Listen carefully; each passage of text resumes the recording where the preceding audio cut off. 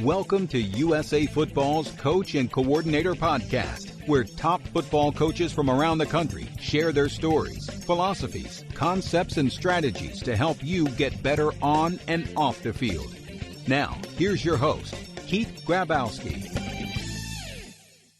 Hey, coaches, before we get going today, I just wanted to thank you for all you've been doing to support this podcast, and we have an incredible lineup coming up here. We have just about every major college conference represented. We have a ton of FBS coaches, Division II coaches, Division III coaches, some great high school football coaches coming on the podcast to share with you and help you grow professionally during this time. I really appreciate all of you asking your questions on Twitter. Please follow me at Coach K. Grabowski for our daily updates on our guests and your opportunity to ask questions. We will read them on the show and attribute those to you. So please contribute to the show as much as you can. I also want to talk to you a little bit about our football development model, which is something we've rolled out here at USA Football. And this is really for you to be able to help your youth football programs develop. It's about a long-term athlete development plan. It's something that comes off of the American development model, which is something that the USOC has put together. The idea is that we're able to teach skills in a progression starting at the youngest ages. We're also looking at the different game types we have, whether that's flag, which is non-contact, limited contact games like padded flag or tackle bar, and full contact, and the right progressions for contact teaching there as well. Check it out at fdm.usafootball.com. I also want to let you know about our new Football for All podcast, which is designed to help you distribute this information to your youth football coaches, youth parents, and youth commissioners. And you'll find that there's a lot of useful information in it for you, the high school coach, to help you build your youth programs and help feed your varsity program.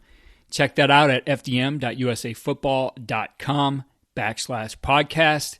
The first 6 episodes really explain exactly what the football development model is. On today's podcast, I'm excited to be joined by somebody who, growing up here in the Cleveland area, really looked up to as a coach, and I thought everything that he did was kind of a model of what you need to do as a coach. He's been on the podcast here a couple times now and been able to really get to know him over the years, both as a high school coach, then as a college coach, recruiting his school, and now just with the work that he's doing with us at USA Football. And that's the head football coach at Cleveland St. Ignatius, Chuck Kyle. Coach, it's great to have you here. Well, it's good to be with you again, Keith. Absolutely. Well, Coach, we talked about maybe some potential topics we could look at today. For you, this is the 48th year of coaching, 37th at St. Ignatius. And, you know, the game has, it's been interesting. It's changed a lot, but there's things that have remained. You know, we still have a very strong football tradition and what this game is, and I think it will always remain, you know, a game that's going to be tough and physical and really build character. But there's been a lot of other things that have changed here. Really, probably in the last just 3 years has become, on the way we do things, probably the most as coaches, has changed, and I think changed for the positive. I agree totally. The interesting thing is if you're a student of the game and you go back historically, I mean, back to let's go back to, you know, when my dad played back in the 1930s, the coach would have to meet with the quarterback. Say my dad was a quarterback. It's a total different job now. The quarterback in the single wing was a blocker, and he called the plays. You know, that was it. Totally different. But anyway, he would have to go over to the head coach's house on Wednesday night and go over the plays, because once the game started back in the 1930s, the coach sat on the bench and that's it. I mean, he wasn't signaling anything, and totally the quarterback had to call all the plays and just do it all. Now take a look what goes on, right? The communication is so vastly different, and I think you see more and more of it. And the reason I bring it up, an interesting thing is RPOs, right? I mean, that's the big thing in the last 6 years or whatever. And stop and think what RPO is. When you call it as a coach, you're really not sure.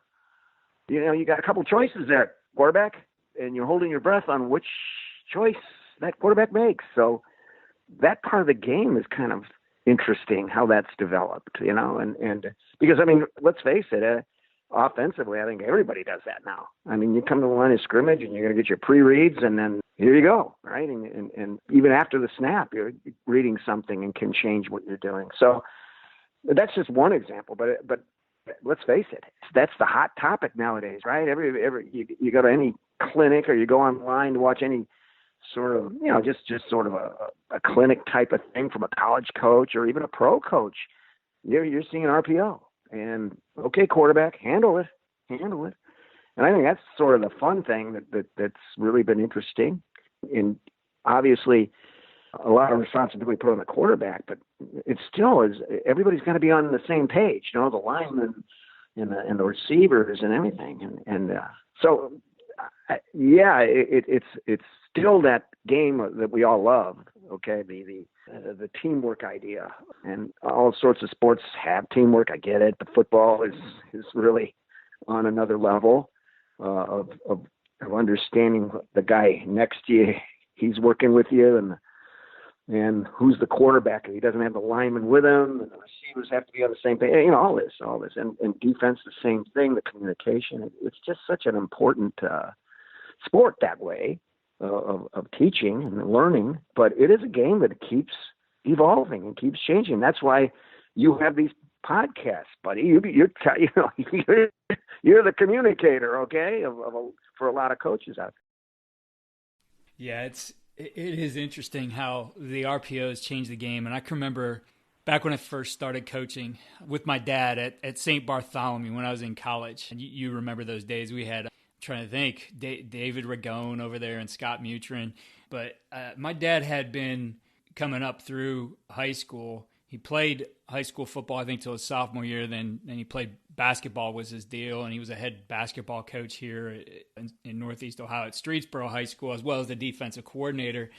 And I remember asking him in my early days as a coach, which did you like, or what do you like coaching better, being like basketball or football? And his answer was, he loves the game of basketball, but what he liked about football is, he could kind of maintain more control of what was going to happen with that ball. And whereas in basketball, you put it up, the ball's in the air, and you're not quite sure what's going to happen, where it's going to go, who's putting it up. And that's kind of, as you talked about the RPO, what the game has become, right? That we've got that quarterback now who's the point guard, and he's dealing that ball everywhere, keeping it himself. And, the ball's being run, it's being thrown, it's attacking. Now, option football was kind of that horizontal attack. You look at now option football, which is really become the RPO. There's definitely a vertical aspect of that, because you can attack not just level 1, but you're on level 2 and 3 right now. And it has to be coached. I remember having, in the early days of this podcast, your offensive coordinator, longtime offensive coordinator, Nick Restifo, on talking about how he practiced it. And, it's new drills, it's new periods, it's new coaching on film. So it's, that's been, I think, the fun part of this as the game has progressed. And it went from, you could think back in the 70s, 80s, a game at times that could be played in the hallway of the school because you were running it between the tackles, right? Everything was packed in, to now, you hear, offensive guys saying, we're going to attack every blade of grass, right? All 53 and a third and 100 yards, we're going after it. So I think that's made it a lot of fun. Oh, it's fun to watch athletically, because, like you're talking about, running between the tackles. When you say spread offense, right? Spread it out. Well, now it's the speed, the athleticism is more visible, and for defensive coaches, it's more dangerous, because one play drives can take place a lot easier than it was back in the 70s. Woody Hayes had a very strong influence, especially in Ohio, but in a lot of places, because great back then, hey, you get 3-4 yards of crack and just keep that field position and pound. Well, you watch these amazing programs, the Alabamas, and you watch the Clemsons and Oklahomas, and oh man, every time they get the signal, who knows who can break it, right? And you mentioned some of the guys that quarterback, what you taught them in grade school, they came to us. You take a look at those guys, and Brian Hoyer, he's back with the Patriots. those days of coaching high school football, and those were drop back quarterbacks. I mean, for them to run the offenses that are happening now would take a lot of work. Why? Because, I mean, as they're good athletes, but I don't think any of them were really, those guys are running threats. Not really. I mean, they would take off and get a first down, or we'd call a quarterback draw once in a while, just to keep people honest. But part of the RPO is the quarterback can dash you with his legs. So it's interesting how that part of it, the pro style quarterback, which to me, when we had our success, in the late 80s and in the 90s, we were kind of drop back quarterbacks and let it rip. But that's evolved, that's kind of changed. Your quarterback has to be a guy that can be willing to run the ball. Coach, you got to decide now how many times you want your quarterback to run it. I think that's one thing that's talked about quite a bit. There's teams that we go against where the quarterback runs the ball more than the running back, significantly, and that's a little different.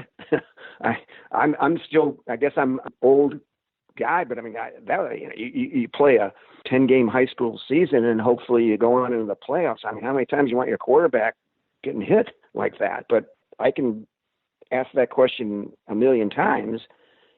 But the point of the matter is, the quarterback is a running back factor now, where years ago, you didn't want to do that too much.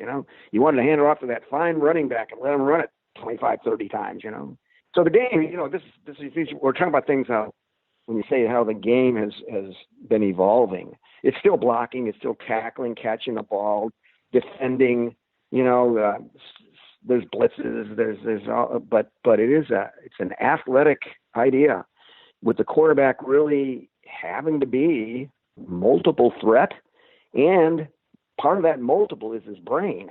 It doesn't shock anybody that you'll get to the draft, to the NFL draft, and guess how many quarterbacks will be drafted in the first 10 picks, right? Every year. And it reinforces what we're talking about.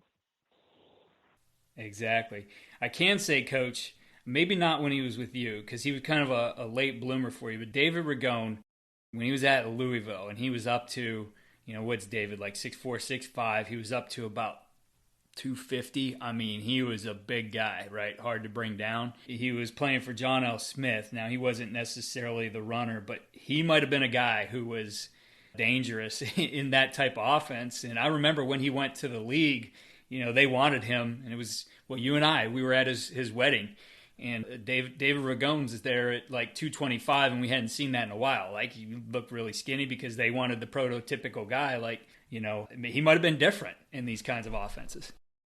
Yeah, I mean, it was just the philosophical approach back then, and offensively, reflecting back, one of the things that promoted the idea of the spread offense and the athletic, when I say athletic, the type of quarterback that, he could be a running back too, he could be a tailback, really came around. What recruiters would tell me that, when you're looking at all over the country, how many pro-style, really top, five-star pro-style quarterbacks are there in the nation? And I'm going to say there's just a handful of those guys, and there were certain colleges that were automatically going to get those guys. And so then you had some of the other guys going, well, we're never going to get that guy, so we have to go a different route. And so here comes this good athlete that we want him to have the ball in his hands anyway, so let's put him at quarterback, give him some simple passing reads. This is how it first began, just a two-man pattern, and let him throw, and then run the read options and develop from there. And then as people are trying to stop that offense, they had to, let's face it, they had to commit their safeties a little bit more to the run. I mean, safeties used to be guys way back there just watching the play and making sure nobody broke away. Well, now you're seeing safeties they're getting a quick read, and they are linebackers. Here they come. But now it's okay, if you're going to do that, the RPO tells you what? Let's go. You got one-on-one. Let's take our shot. So I mean, it's just sort of historically interesting how that's evolved. And certain guys can do it. Certain guys, I look back going, I don't know if they would have been as effective, nowadays. But who knows? They would have adapted too, I guess.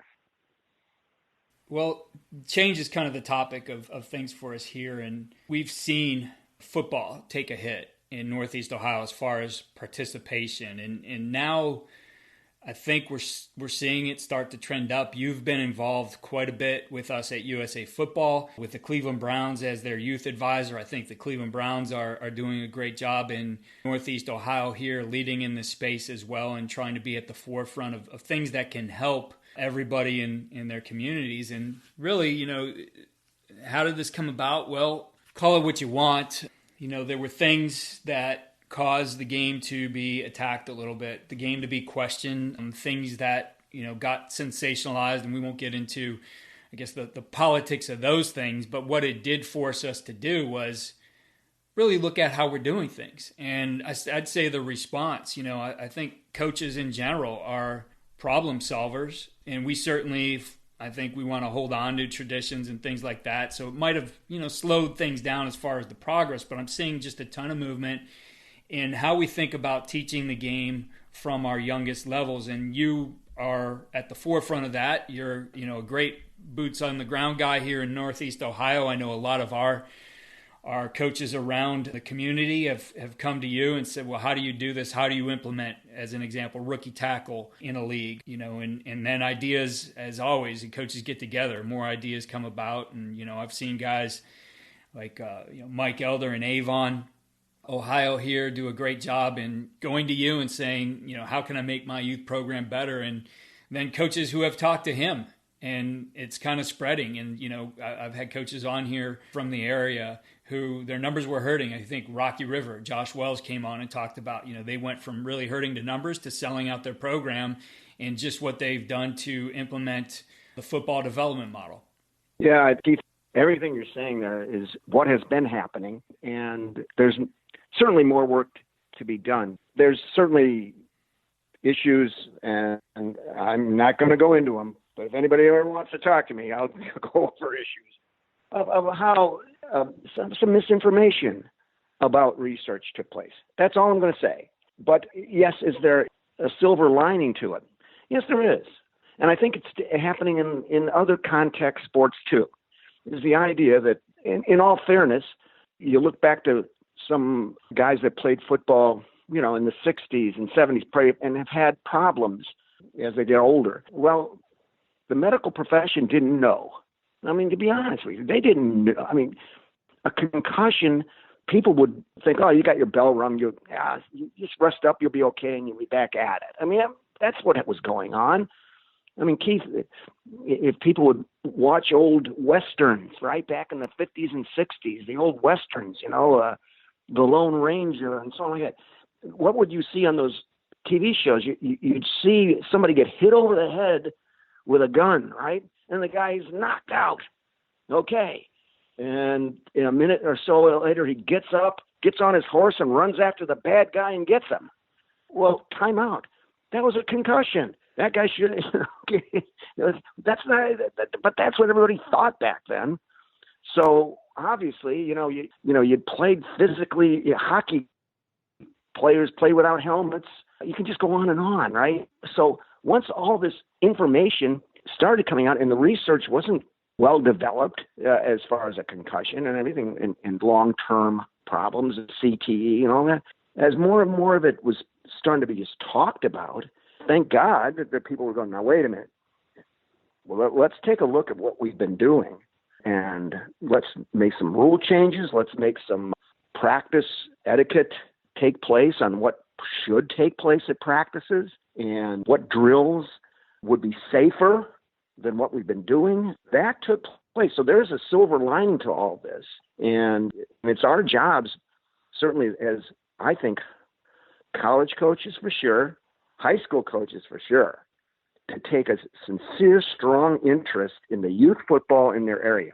Where it's been successful, where it's been very successful is when the high school coach in that area takes a hands-on involvement in the youth and helping to teach the proper techniques of contact and encourage them to look on, honestly, the programs that USA Football has that are available are excellent. You know, there's a lot of kind-hearted guys that go, hey, my kid's old enough to play football. Hey, I played in high school. I'll come help out, you know, come volunteer. But come on, it's changed since you've played. You've got to go online and take a look. Okay, don't line up and play and do Oklahoma every night or the Oklahoma drill. Okay, I mean that thing. Don't even just put that on the shelf and say it's out of here. It's no longer part of football. But they remember back, you know. Okay, things have changed, and for the good. There's no doubt about it, for the good, and it's more effective. But you know, so what we have to do is keep encouraging that, and it's. As you just mentioned, there's several high school guys that have really made that time sacrifice to help their youth groups, and it's paying off in dividends for the high school, because gradually those kids are going to come up and play. So we've got to keep that going, and we've got to just encourage it more and more. Yeah, Coach, it's one of those things, and it's really been a progression here. You know, as I said, you've been involved with us at USA Football, and you know, it started with rookie tackle and looking at game types and how can we introduce different game types to really help the game. And, you know, the thought initially was, how do we grow the game, right? How do we make sure kids keep coming in? And so rookie tackle was a positive thing. And now we've also looked at the types of contact involved in the game. So you go from, you know, games with no contact like flag football, which can teach a ton of the skills that are going to translate and allow these young players to develop to what they need to be to eventually play 11-man tackle football. But then we looked at different types of games. You know, I know people in Texas have been doing this for a while. I don't want to give anybody like the credit for starting it. I don't know exactly where it started, but I know in Northeast Ohio, you know, Mike Elder has had a lot of success in going from flag to a limited contact game and padded flag. Right. And I mean, he'll talk about it firsthand. You know, there was a lot of fear created about this through some of the things that came out in the media. And so rightfully so, you know, mom, even dad, a little bit concerned about when's the right time for my son to play. But instead of saying, OK, you're going to go from flag to tackle right away, we can put a bridge in there with padded flag and teach you to play the game on your feet, right? I mean, we always want our players to stay on their feet, and it's just a better way to play the game. They're more athletic that way. So teach them to be athletes, to not necessarily have all the contact involved. You're still pulling flags, but in pulling a flag, you're getting in a great position that later on you're going to translate that to the rest of the skill of completing that tackle.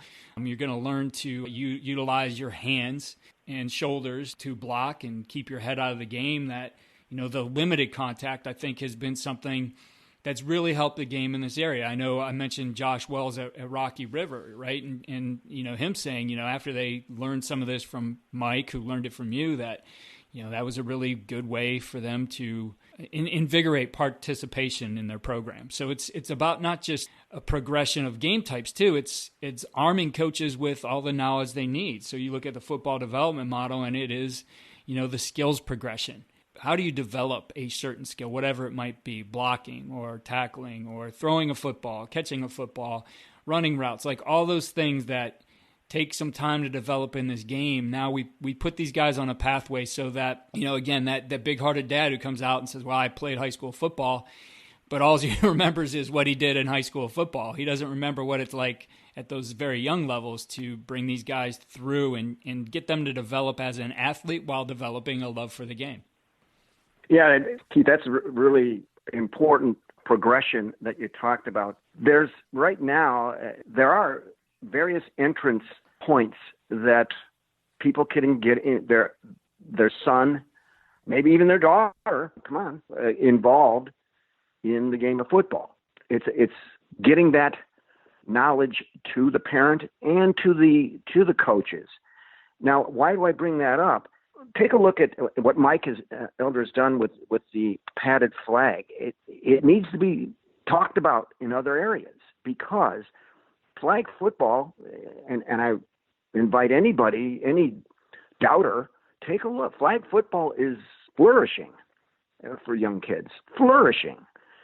It's just that point right after flag where, okay, is my son ready to actually get into full-fledged tackling? And, rookie tackles created a nice conversation now that parents would say, oh, I can see how this is in a controlled environment.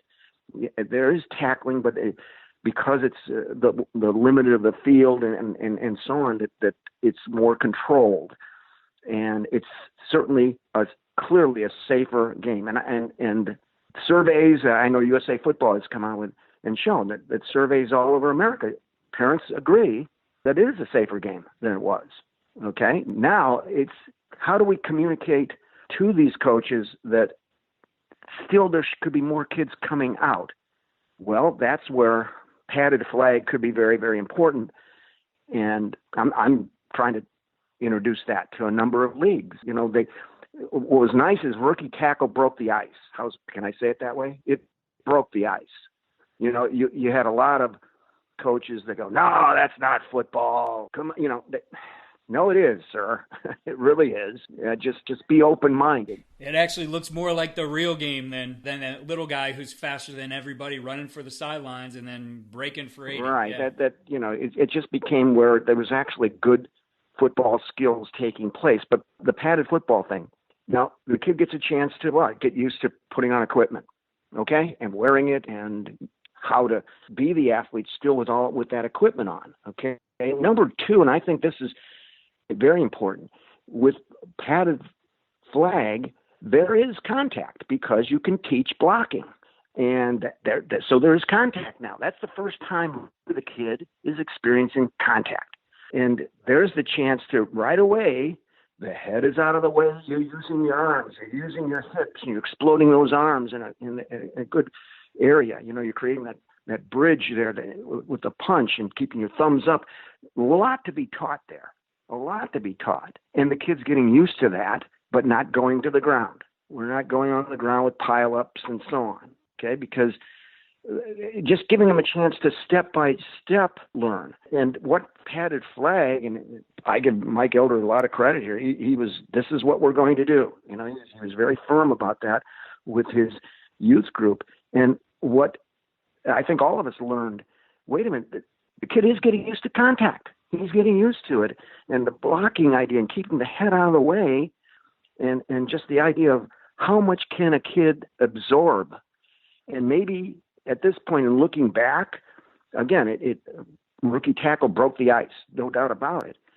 But there was still another possibility before you even got to rookie tackle where it's just that idea of wearing the equipment, learning how to contact with the block and understanding contact.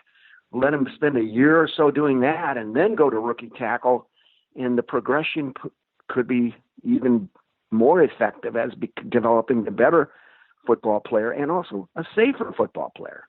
So I think there's a lot of really good things going on here, but we need coaches to be open-minded about it. We need the high school coaches to look at this thing and go, hey, I'm going to go down to my youth group and talk about it and answer questions. Or if he doesn't have the answer, come on, there's people that he can contact and they can get the answer.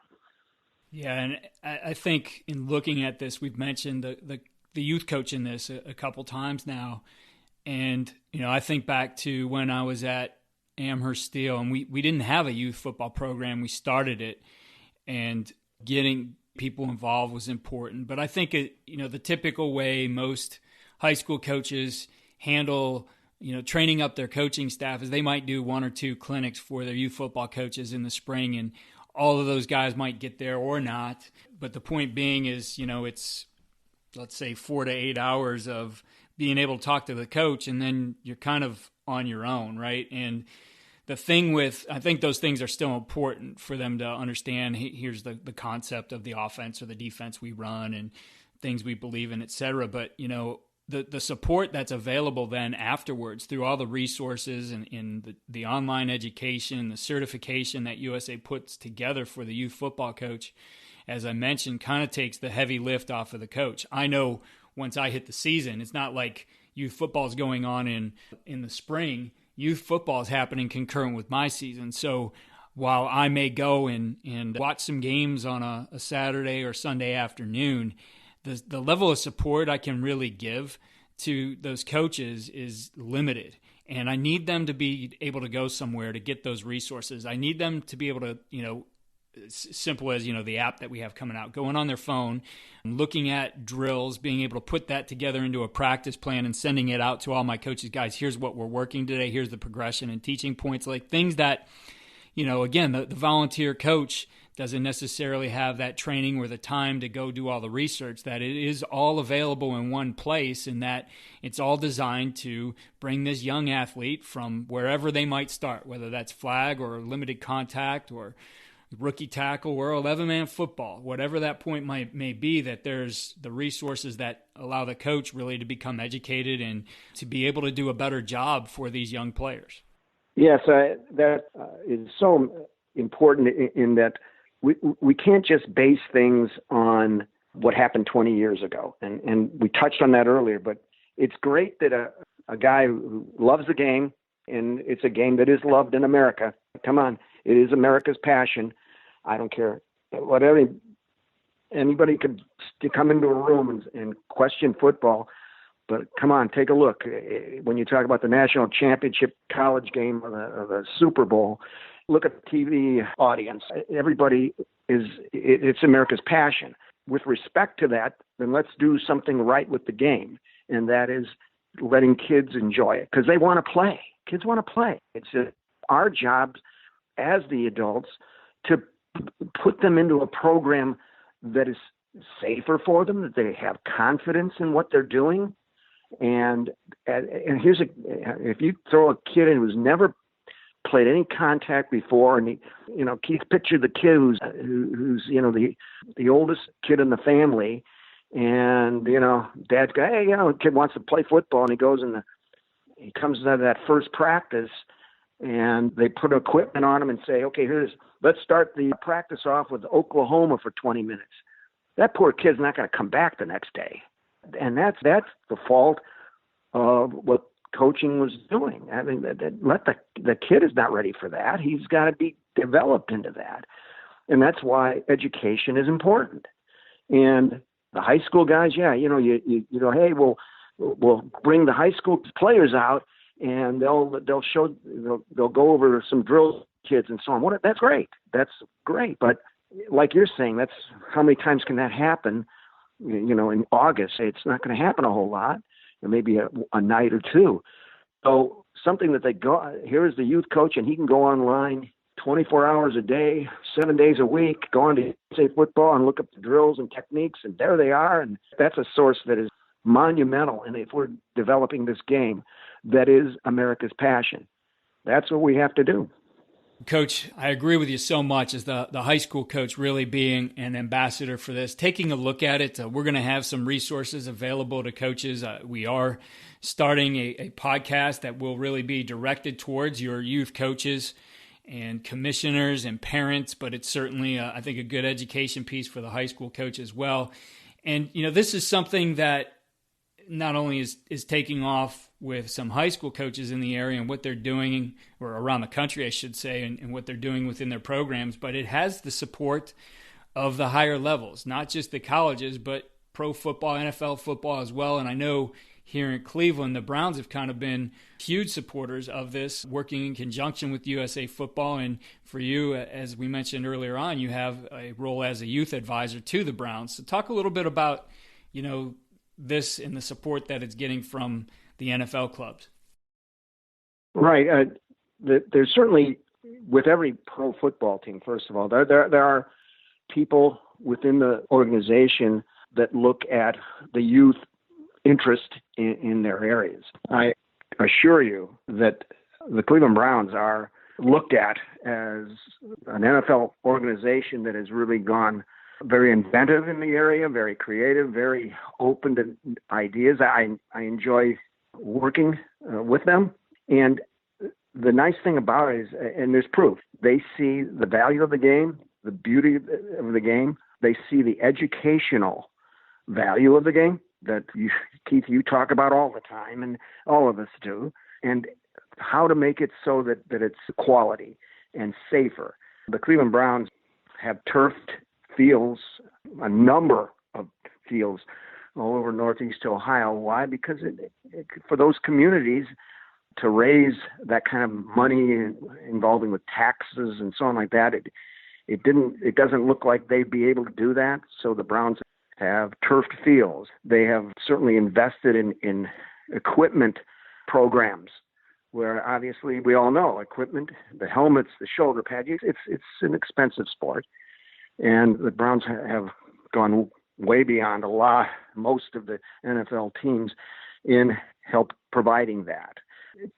Clinics and summits and so on we're very involved in. We have a couple of other programs that we're still developing that are going to definitely help the youth football coach in making it a better quality experience for the kids and the parents.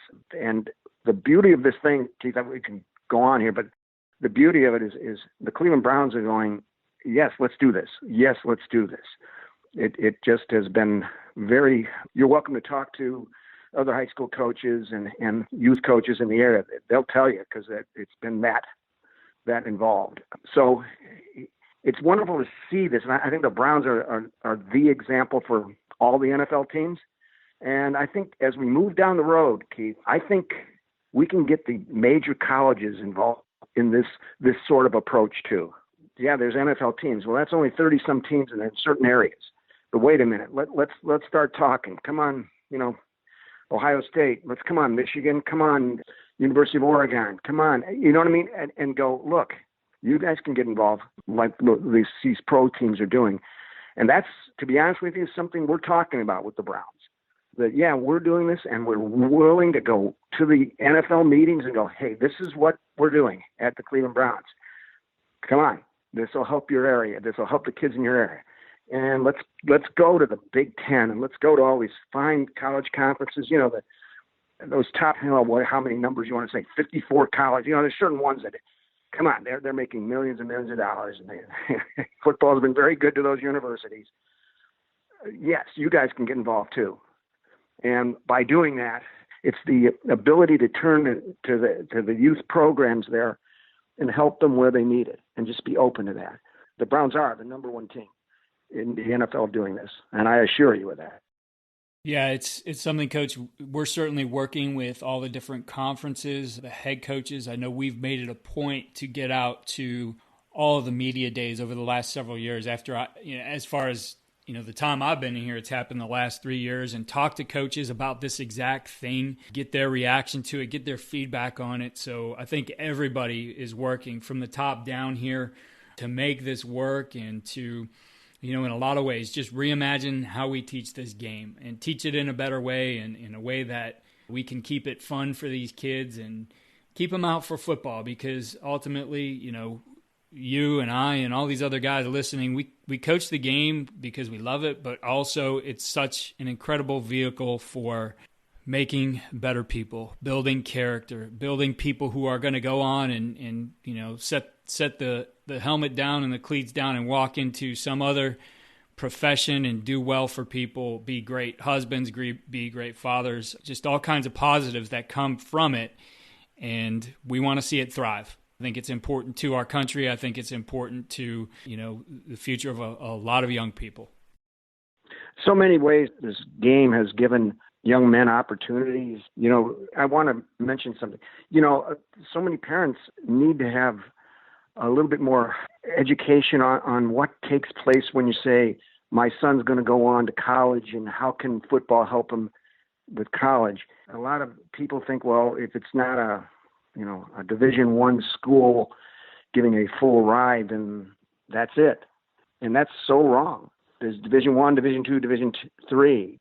Parents need to be educated that, first of all, if they're lucky enough to get a Division I, well, that's great. I mean, genetics have something to do with that.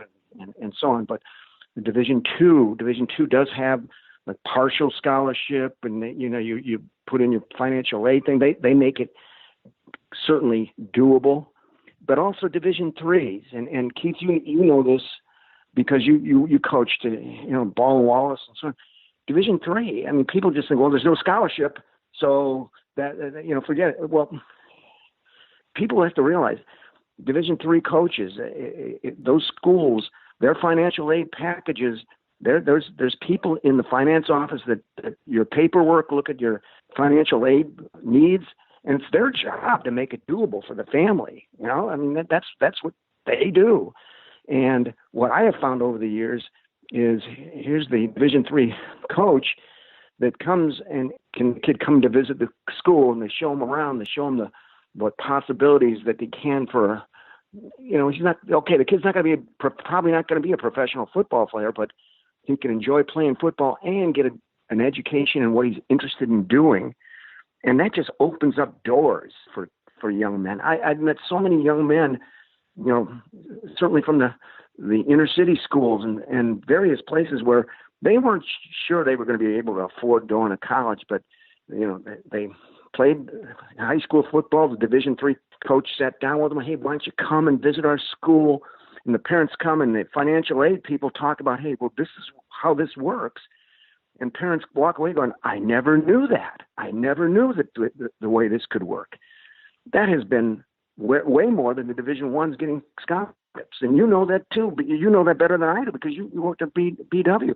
People just don't, they think, well, because Division three, there's no Division, like Division one scholarships, that financially forget it. No, they need more education, and it opens up so many doors. For sure. Well, Coach, so appreciative of you taking time and sharing your thoughts and ideas here on really the future of this game, the direction it's going, and we will share some information at the end of this on how you can get involved with the football development model. But, Coach, best of luck to you and the Wildcats. At some point, you guys will get back going here, but best of luck to you guys in 2020. Okay. Thank you very much, Keith. Coaches, again, I want to remind you of what we're doing with the football development model. Please push this down to your youth coaches. I think this is a great way for you to get some organization and structure beyond what you've already done. Check it out, all of our program development for youth football at fdm.usafootball.com. Again, check out our systems for blocking, tackling, and defeating blocks at footballdevelopment.com. If you register with your email, you get your choice of 3 free videos. There's some great things in there. I think things that as you get going again, you can get into the summer and maybe make up on some things that you might have lost if you had a spring ball, if you had time here in the spring to work on football. Some great drills for all those phases of contact. If you're enjoying the podcast, please head over to iTunes or your platform and give us a 5-star rate. If you have a minute, write a review. We really appreciate it, and we will read your review on our highlight show that we do at the end of the week. Good film.